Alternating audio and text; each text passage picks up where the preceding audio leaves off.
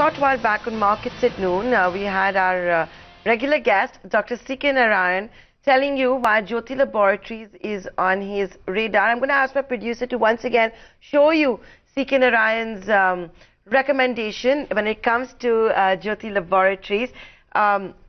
And the reason I'm asking my producer to do that is because we're now going to be getting the promised interview, the top management of Jyothy Labs. So C.K. Narayan has put a buy on the stock and given a target of 225 and a stop loss of 197. Next on your screens will of course be the intraday chart. So just remember the target and the stop loss as recommended by C.K. Narayan, and we'll get you the intraday chart of Jyothy Laboratories. And here's that promised interview, Ullhas Kamath, the joint MD and CFO of the company.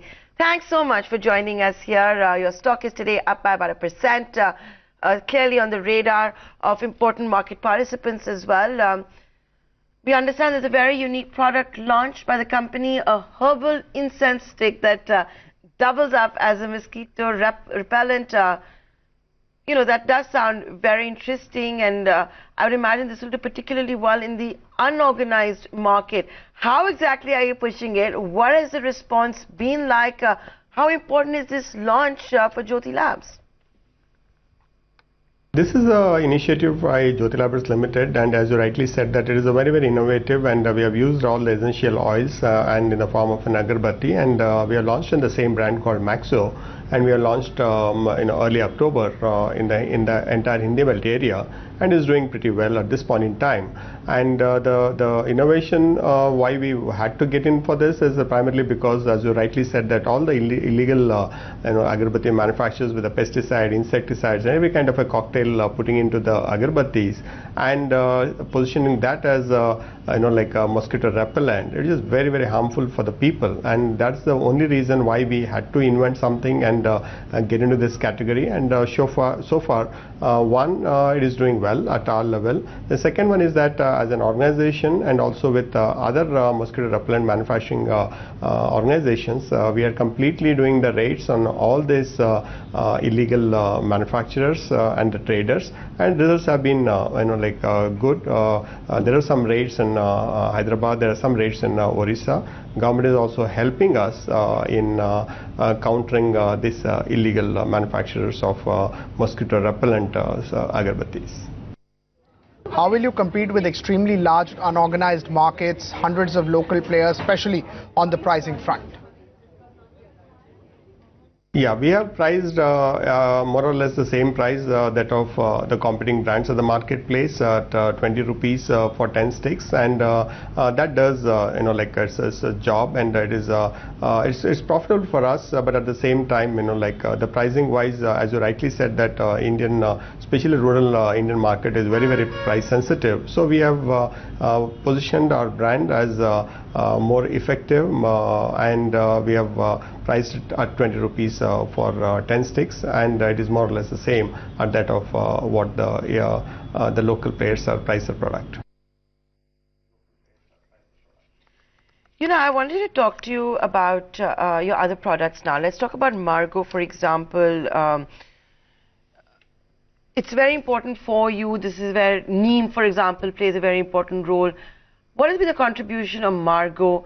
How are you looking to boost the product? And what are your expansion plans? Are you looking at new product lines or brand extension of Margo?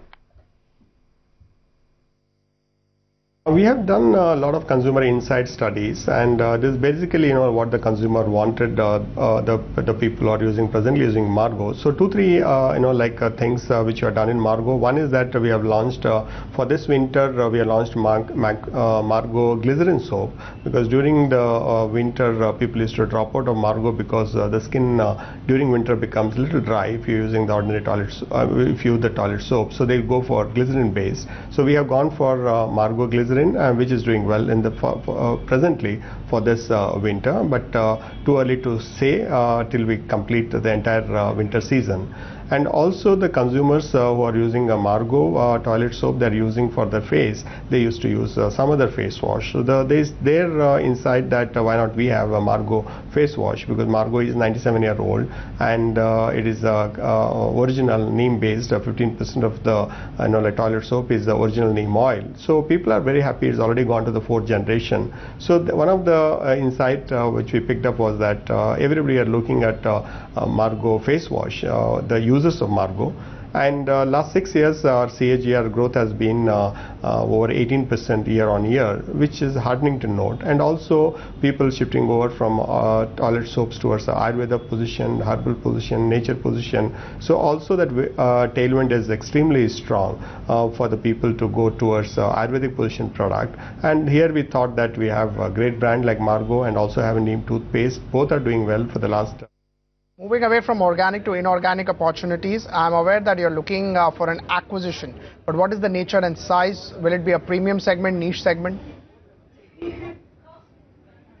Yeah, like any other progressive company, like you have your organic growth, which you'll get about 10-12% in the current trend, and you need to have, like it's my personal belief that once in 5 years, you need to have a serious acquisition wherein you can get a step up of 20-25% of a business and then again grow by 10-12%. So in that context, board has approved, for us to go to an investment up to 1,000 crore, and we'll be keen to get into the acquisition in the area in which we are presently strong, that is fabric care, household insecticides, dishwash segment, or in the personal care. Having said that, we are not averse to looking at the adjacent area like hair care or body care. We are open as long as it brings into the synergy into our system, as long as it is EPS accretive, as long as it is profitable for us, and if it comes at our cost, we'll be keen in doing that. And as you rightly said, that we'll be doing it probably between 19 and 20, and that is the right time for us, because by June 2019 more or less we'll be debt free, so the balance sheet can be well leveraged, and thereafter we'll go for acquisition between 19 and 20 for sure. Thanks so much, sir, for taking out time for us. Always good to get perspective.